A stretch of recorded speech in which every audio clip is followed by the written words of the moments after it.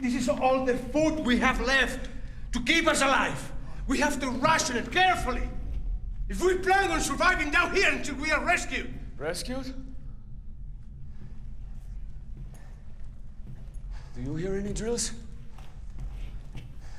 That's because they're not drilling for us. We're too far down. It took 100 years for them to dig this deep. How long do you think that's gonna take? Do you think the owners are gonna spend that kind of money? They didn't even finish the ladders! First of all, congratulations on the film. Thank you so much. I guess I want to begin by asking you, did you get to interact with Don Lucho while you were preparing for the film? I did not get a chance to meet Don Lucho, Luis Ursula, until actually I was already filming. So I really had to take a leap of faith. I had to go with some instincts. And, you know, obviously I had the script, had our director, Patricia Riggen, to give me guidance. But I had to make, some decisions about how to approach this character. Fortunately, we had rehearsals. We had many, many discussions. And the other thing is that I was not trying to replicate him physically or to do an imitation of him. I was trying to capture his essence. And what was really fortunate is that when I did meet the man, thank goodness, my instincts were, spot on, and I was on the right path. Meeting him certainly filled in some blanks for me and gave me a few more things to think about. But I had made a decision, because on the page, this is a man who has a certain quiet reserve. Is not braggadocial, is not, bigger than life like Mario Sepulveda.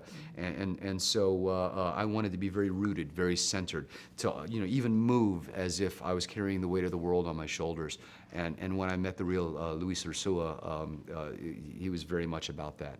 What was it like to shoot in Colombia in the actual mines?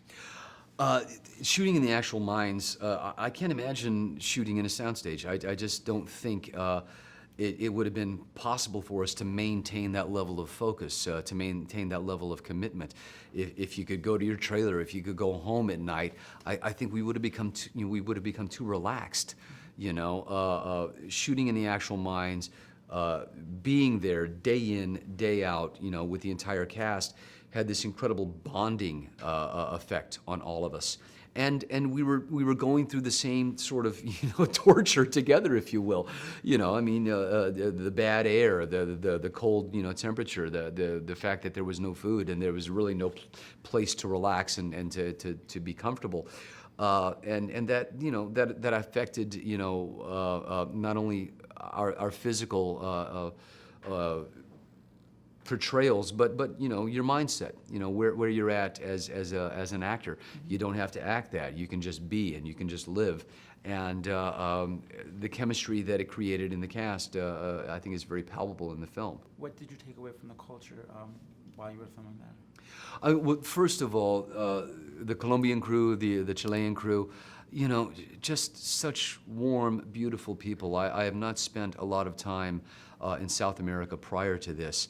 So for me, it was a life experience, to be there. And sadly enough, there's a language barrier because I'm not bilingual. I'm the only provincial American in the entire cast. So, poor Patricia and the first AD, they had to repeat all the directions to me in English. But the bond that I created with our crew, with a lot of the people, transcended the language, and there was just a great deal of warmth and a great deal of enthusiasm for this story. I mean, I think everyone knew the importance of the film that we were making, and so everyone put their hearts into it. But it was truly just one of the greatest experiences of my career. Thank you. You bet. Thank you.